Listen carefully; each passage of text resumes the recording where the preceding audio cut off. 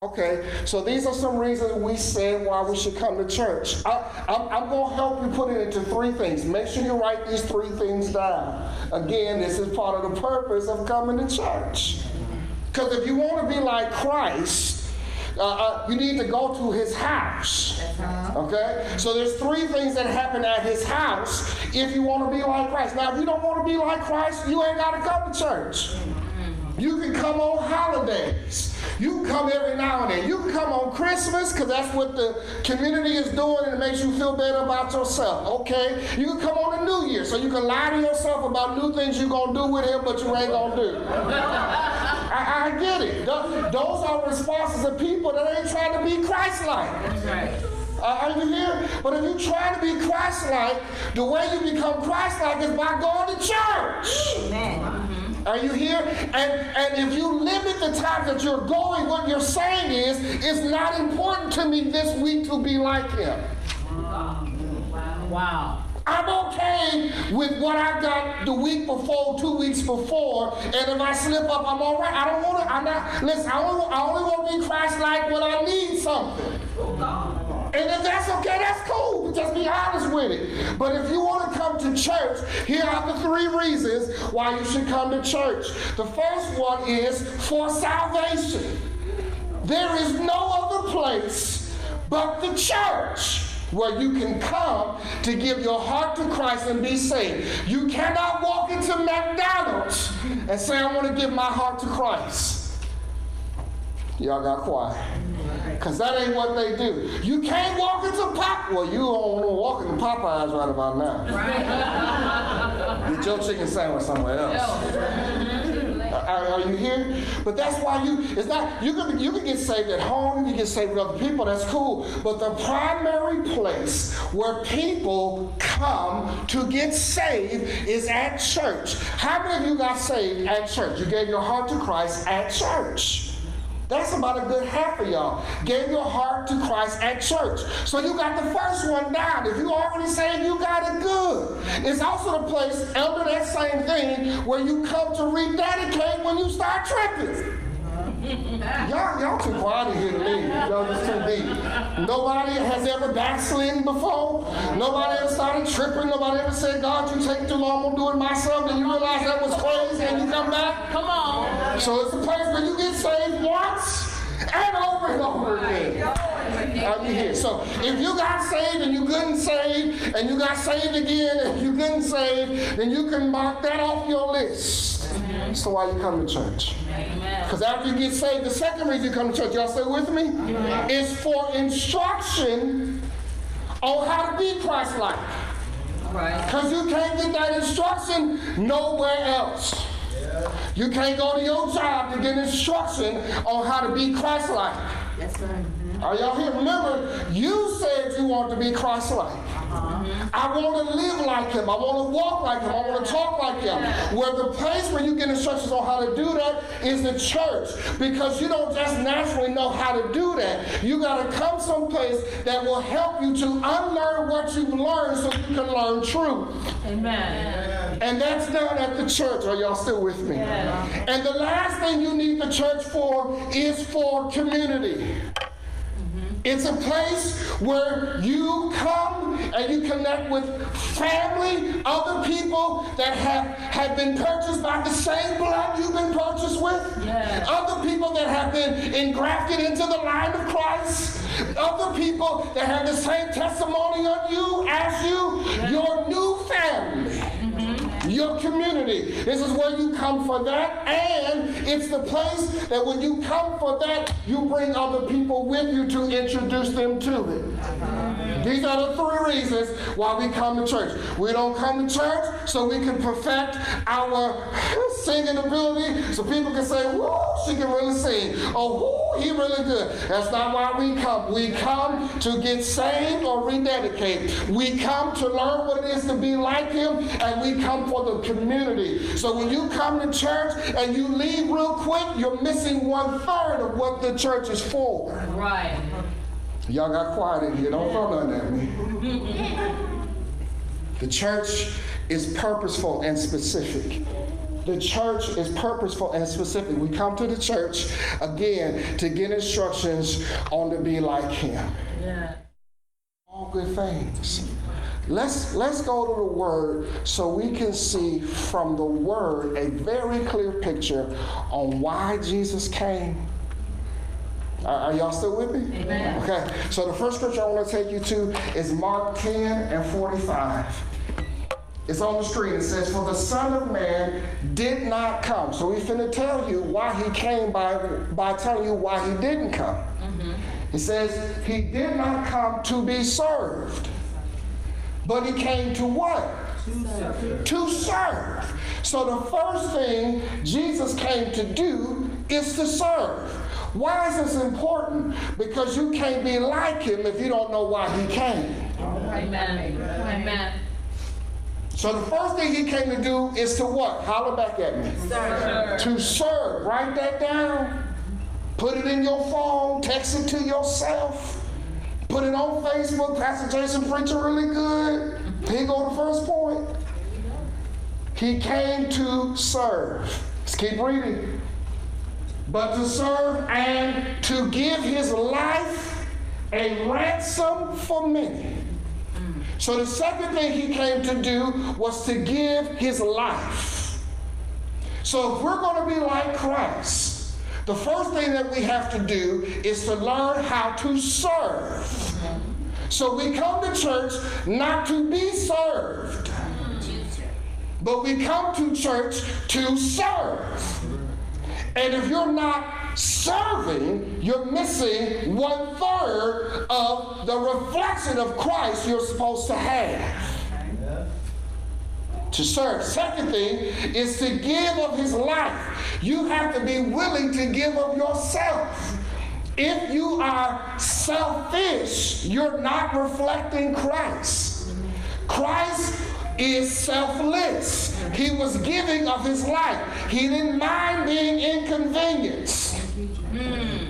Are y'all here today? Amen. He didn't mind if something took something out of his schedule that he didn't plan for. Mm-hmm. He didn't mind if things took a little bit longer than what he had intended. Because he was selfless. Are y'all with me? Amen. He was selfless. The first thing, he came to serve. The second thing, he was selfless. It wasn't about him. Right. It wasn't about himself. So much so, he was willing to die for what it was for. And what it was for wasn't him.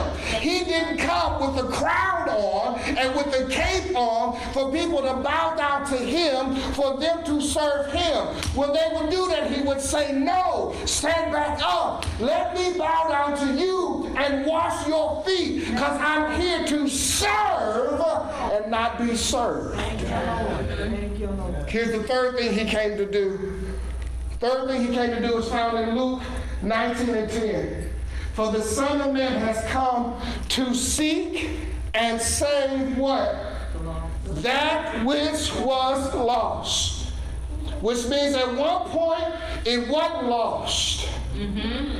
And somewhere along the way it got lost. Right. So he's saying, I have come to find those that were with God when they left heaven. And when they got to this sin-sick condition, they got lost. So my Father sent me to find those that are lost. He didn't send me to perfect church. Y'all got quiet. He didn't send me so you could have a great service. Amen. Y'all quiet in here.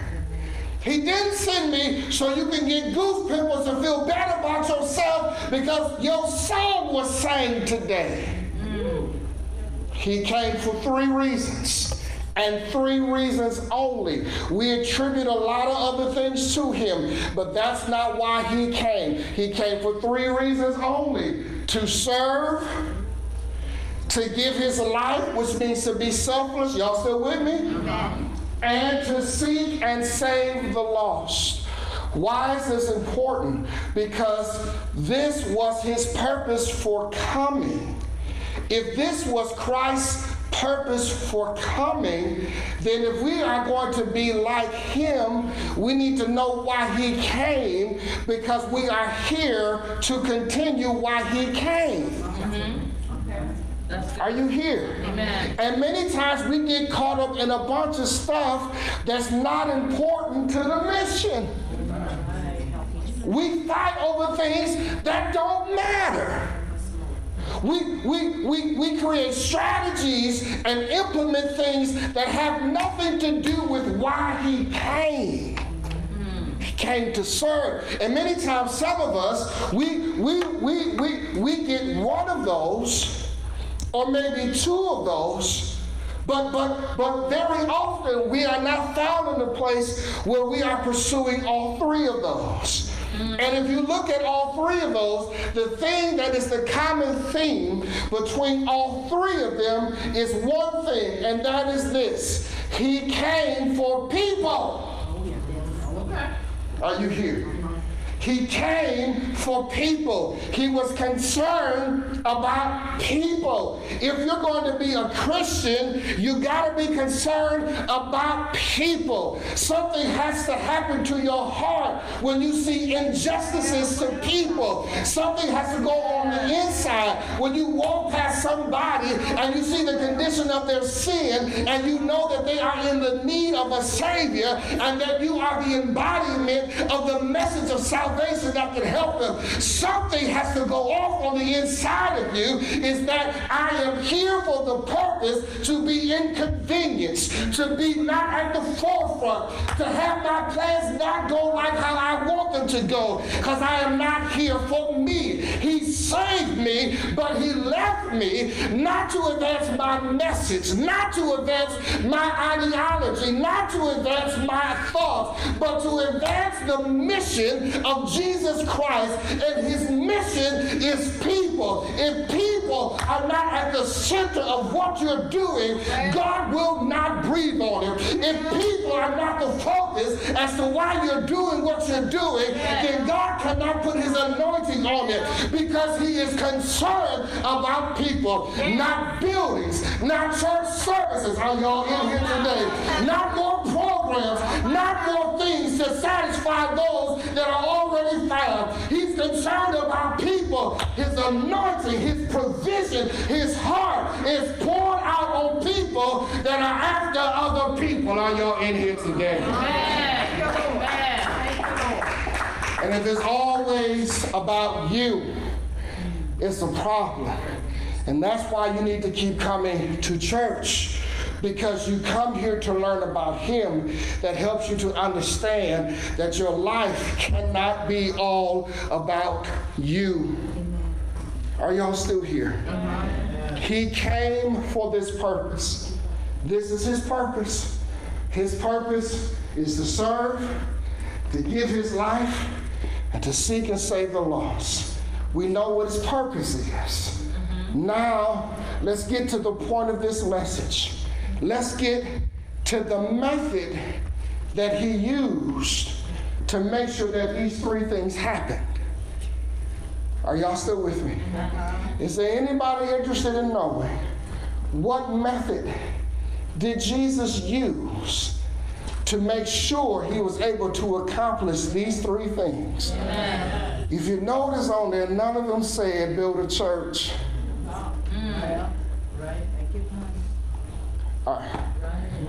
None of them said have the coldest choir and praise and worship team around.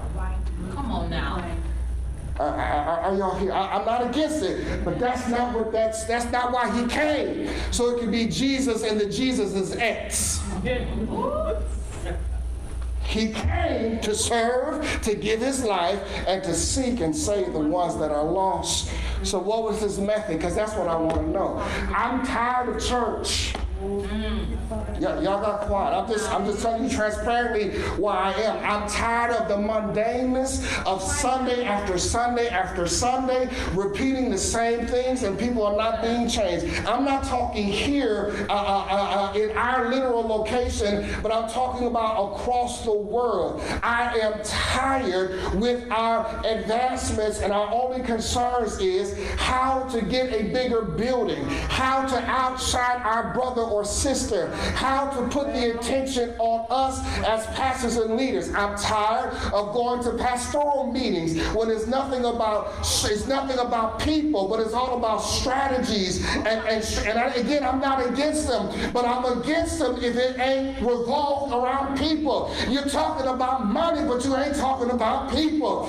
Y'all don't hear what I'm saying. I'm in meetings, I'm in places, and I'm telling you, it sickens me to my stomach now. I can't take it anymore, because we are the same people that we will drive past people that are sick and hurting and not be moved. We will see injustices on TV and just click to the next channel to find our program, and there'll not be something in our spirit that calls us to at least pray for the afflicted, pray for those that are dealing with injustice, pray for those that there's something wrong when you go home and your house ain't saved and you don't care because your only concern is that you make it to heaven.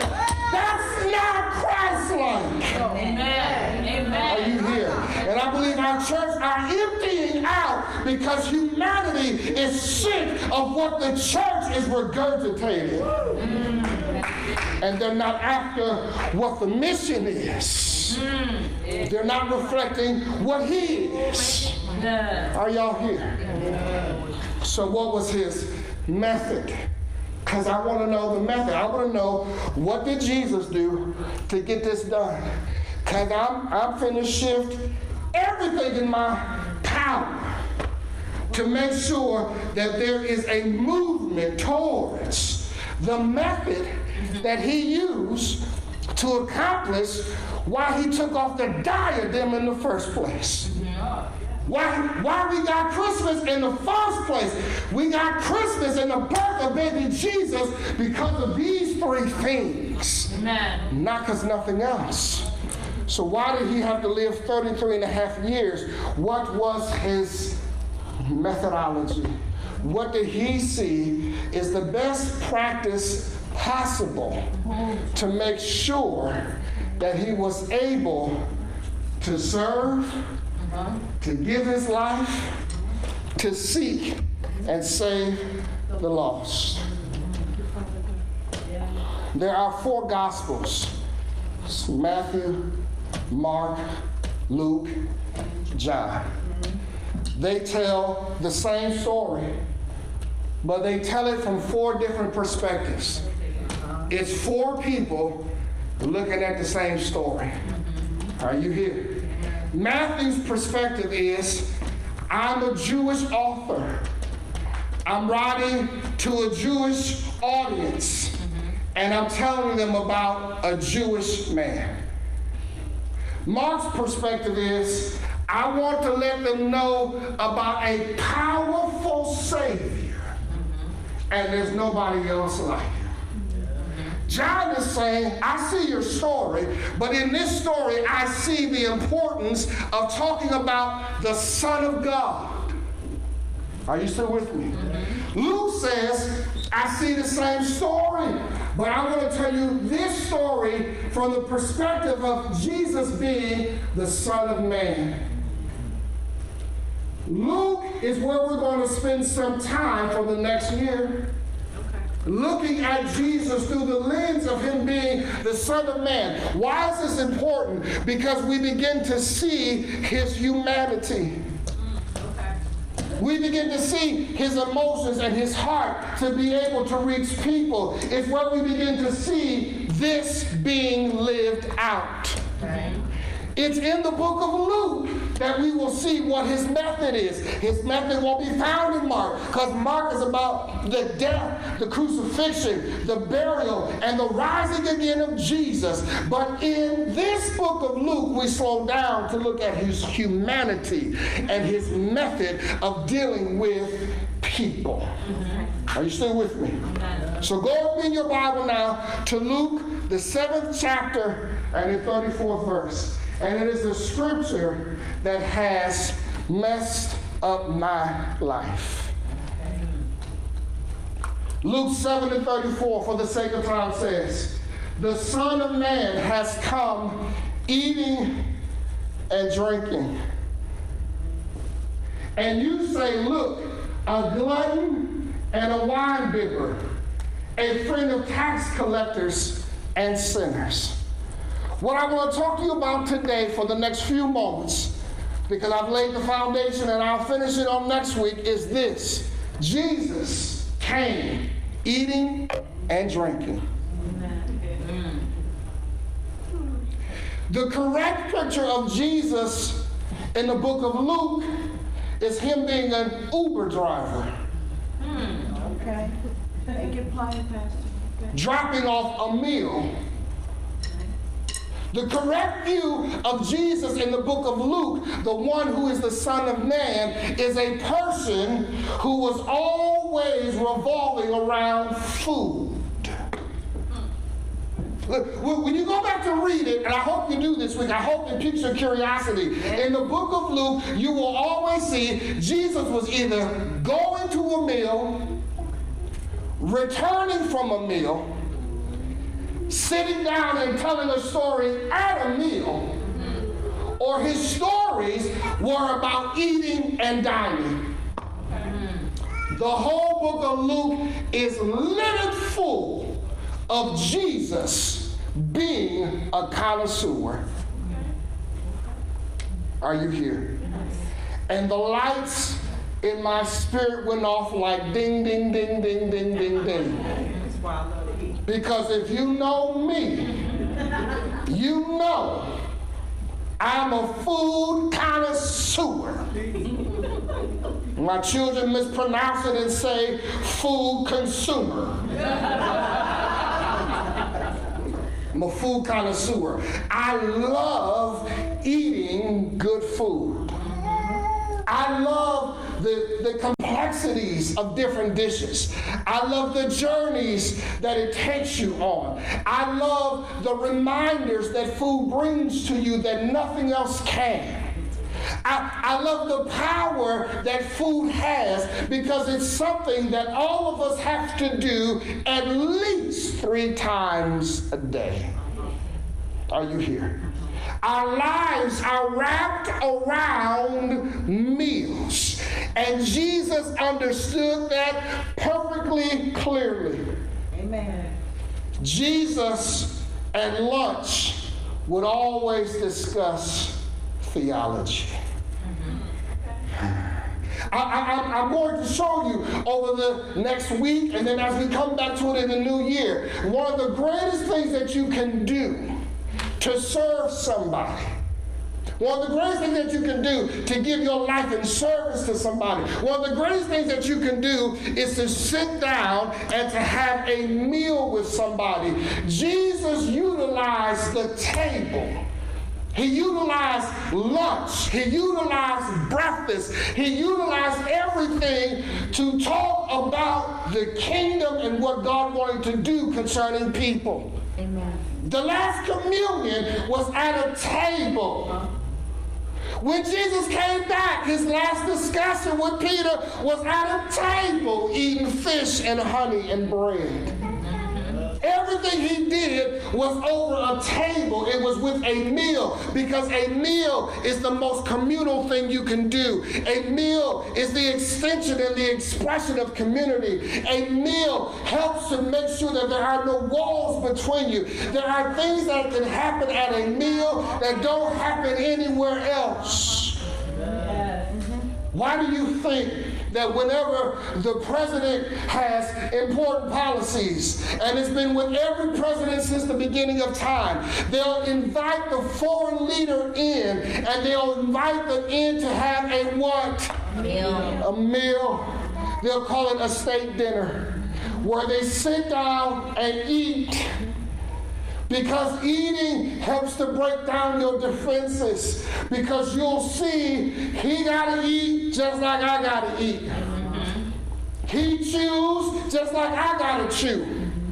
He drinks, I don't hear what I'm saying, just like he got to drink. What it doesn't help you to see that the person that you are sitting across from is a human, not a policy issue. Is a human, not a political movement. Is a human, not something to oppose. Is a human that has blood running through them just like you and has functions just like you. Jesus always used a meal. Amen. Are you all here today?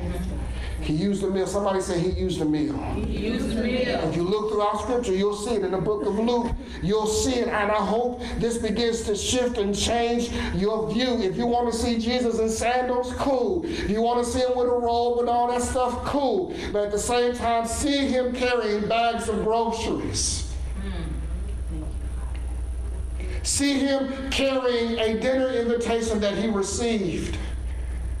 See him carrying a drink in one hand and maybe a falafel sandwich in the other hand. Are you here? Because Jesus came not with a sword and a spear. Jesus came not with affliction and oppression. The Bible said Jesus came eating and drinking. The Bible says that Jesus came eating and drinking so much. He came eating and drinking so much that the Pharisees who didn't like him said, look at Jesus coming. He ain't nothing but a glutton and a wine bibber. Basically, they were saying, look at Jesus, this fat overeater who was always drunk. That was their view of Jesus, because every time they saw him, he was eating with somebody. Are y'all here? Mm-hmm. Now, why would this bother the Pharisees so much? What's the problem with eating? Right. Because all the trouble that Jesus got into was over meals. There are writers who have actually said Jesus got crucified because of who he ate with. Are y'all here? Because the issue wasn't about him coming to be their king. The issue was who he sat down with at a table. He said, I'm interested in people, not just people you like, but all people. Are you here? And the way to get to people is you got to go to where they are. Are y'all here? Look. This church right now is not full. But the way we get it full is not by hoping. Right. It's not by wishing. Right. It's not by pleading to God in prayer. It is by going to prayer and then after prayer going to do something. And the thing that we have to go do is be willing to have a meal with somebody that don't look like you. Y'all got quiet in here. That may not agree with you. That may not have the same views as you, that you got to be willing to be Christ-like and sit down and have a meal with somebody that it's so controversial that people that are safe with church being the way it is will start to look at you crooked because of who you sat down with. Are you here? This message so impacted me that I did something last night I don't recall doing it in a very long time. I got an invite from a friend to go out to a bar and to be able to hang with some other people. And I was like, normally I would say no. It's a Saturday night. I got to preach. I wasn't feeling well all week. But what I kept hearing ringing in my ear was Jesus came eating and drinking. I said, well, okay, I'm gonna go, but I need some safety with me. So I said, baby, you gotta go with me. So my wife with me, and we went to a place, and it was a bar. It was a huge bar, and they had these tables, these very long tables, and I was like, my God, drunk people understand communion. The world understands community. They didn't have individual small tables. It's like, if you want to be with us, you got to be willing to be at tables where there are other people that you may not know. Yeah. You're playing, Pastor. I went to that place and there was music all around me.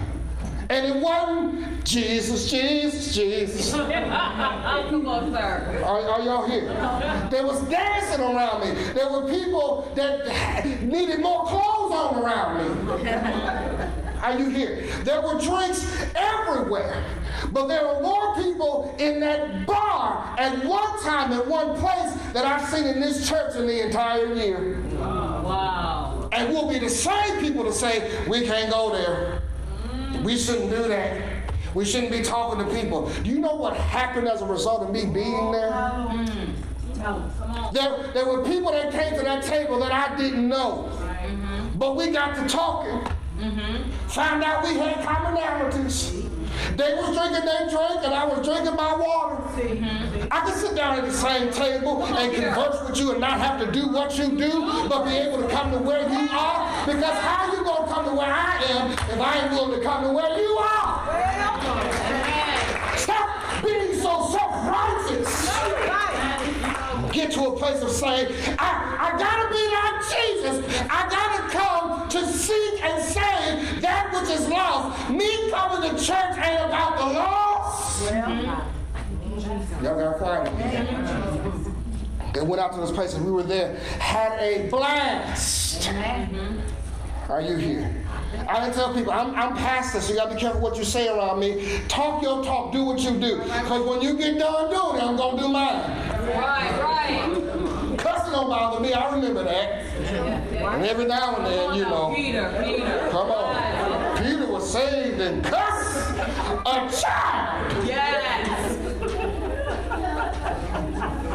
We got to stop being so self-righteous.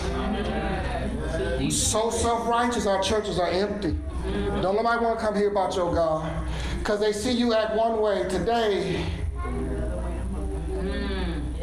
And they see the real you through the rest of the week. You got to be willing to be where people are. Where are people? You got to be willing to engage them. You got to be willing to do what Jesus did, which was to sit and eat with them. I was so nervous, D, that when people were taking pictures, I was like, oh, no, don't take pictures. I don't want to be captured. And then this message was ringing in my ear. I was like, wait a minute. Jesus was captured? Capture me. I started posing. All right, sir. Show me right. Because I want to be captured. Do you see your pastor? Yeah, he was in a bar trying to talk to people about, y'all don't hear what I'm saying. Oh, your pastor was acting constant. Yeah, he was. He was down there moving with the rest of them. Because when they get done moving, let me tell you about a Jesus that is the hope for humanity, that'll pick you up when you feel like you want to go to the ground, who came to save a sin sick. Counsel me in the places that you don't want me to be in. I don't want you to be surprised or shocked anymore. I'm going to show up and be in some scandalous places. It's all right. Yeah. Come on, sir. You want to know why? Because I'm being Christ-like. Yes. Come on here. Oh my God. Come on, sir. Teach us. This deepness, I can't go there. I can't be touched by that. I can't. Now, if you got an alcohol problem, I get it. Stay out the bar. Or take somebody with you who gonna knock you in the head if you order something wrong. But if that ain't your issue, go. Y'all got quiet on me. Come on, you tell the truth. If you're a whoremonger, don't go to the club. If that's your issue, don't go. You can't go help somebody you still being helped from. Right. But find somewhere else you can go to. Are you here? I'm running out of time. Can y'all give me 3 more minutes? Come on. Because I'm telling you, watch in 2020.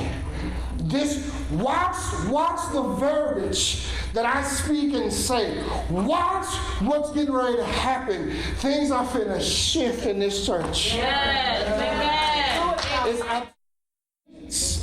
Y'all got quiet in here. I came to be selfless and to serve and to give my life, which means it's going to cost me the things that I might sometimes want to do. We find reasons to erase every excuse when it comes to the thing that helps to placate our emotions and our positions.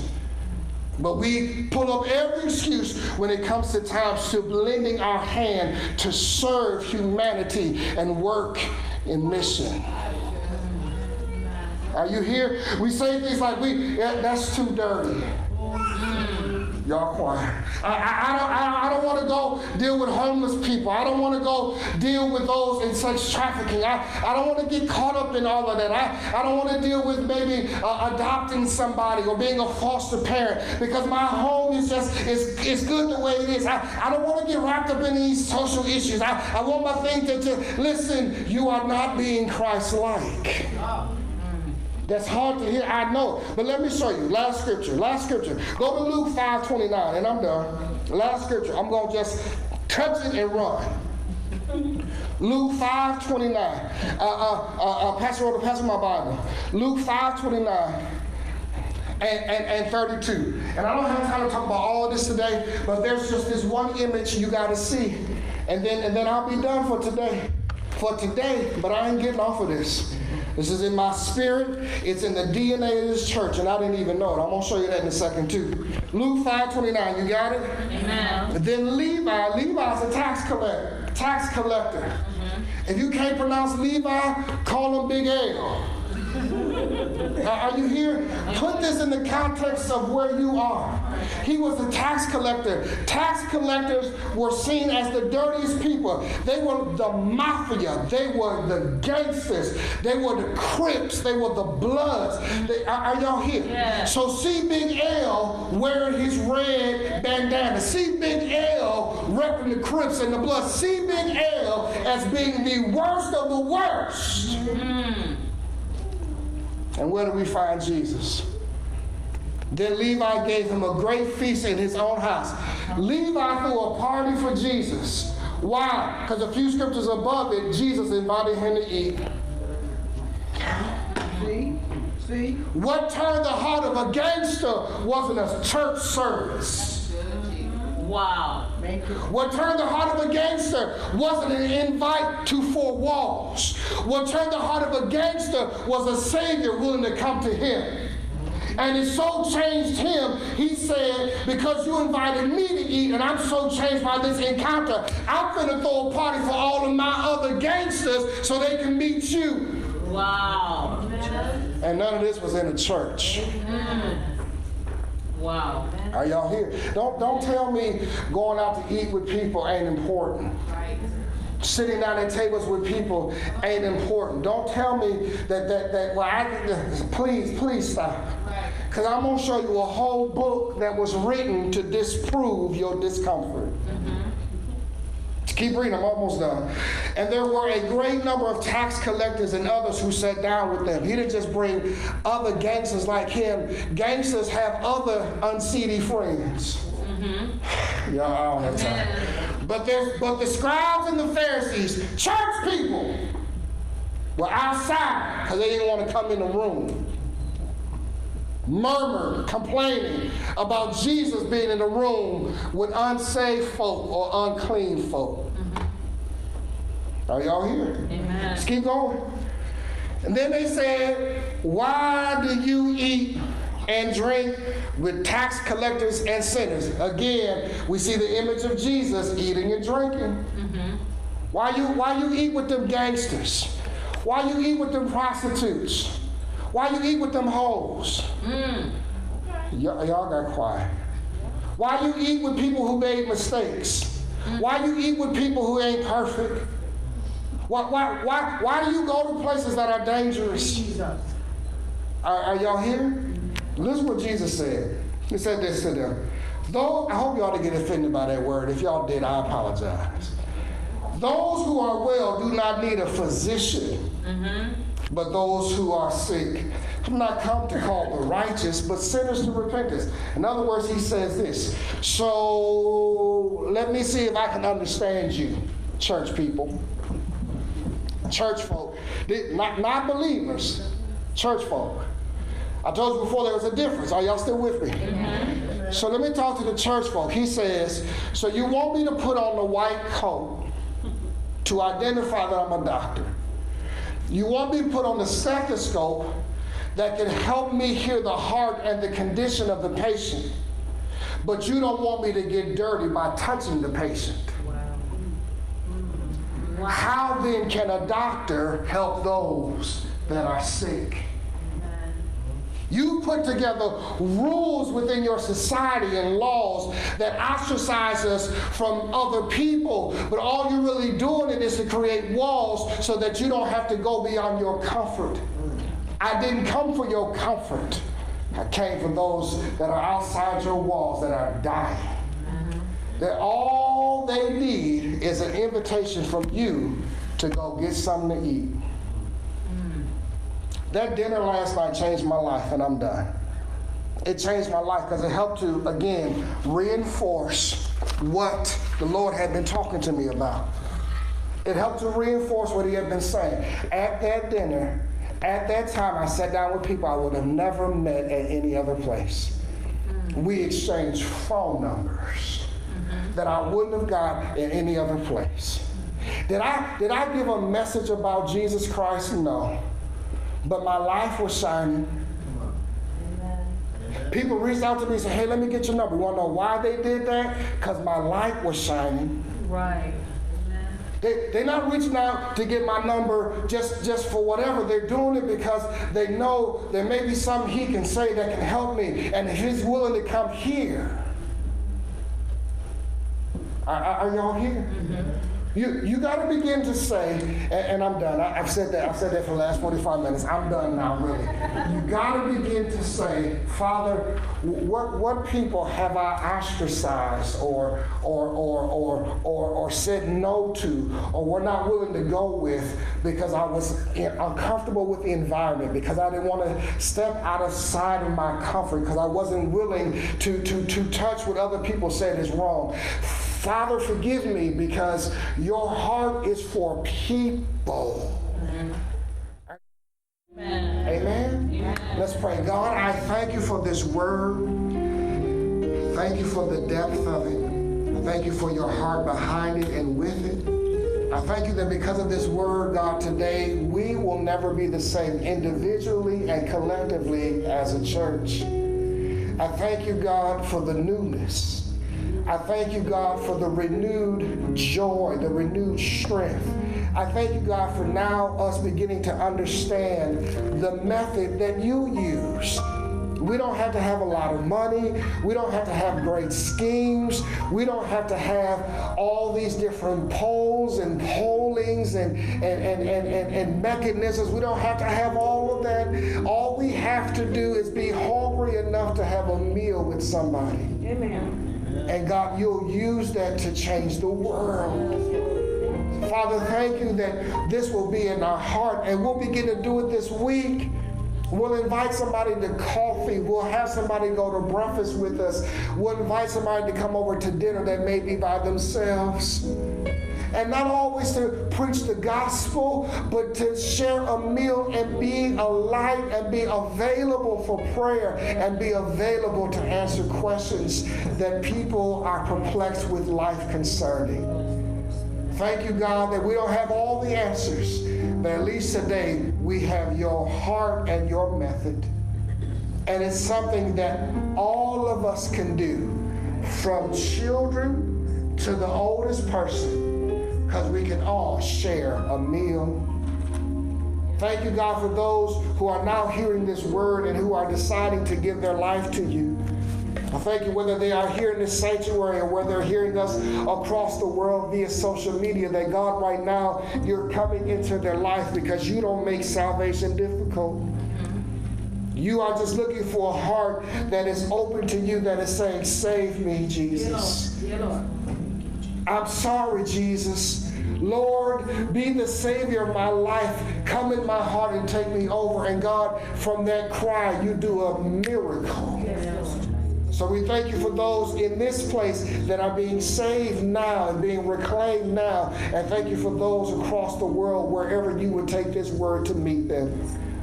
God, we repent for being self-righteous. We repent for having an air of superiority. We repent for having an air of being clean and not wanting to touch dirty. We repent for being up on a pedestal and not wanting to come down. We repent for being everything that you do not like.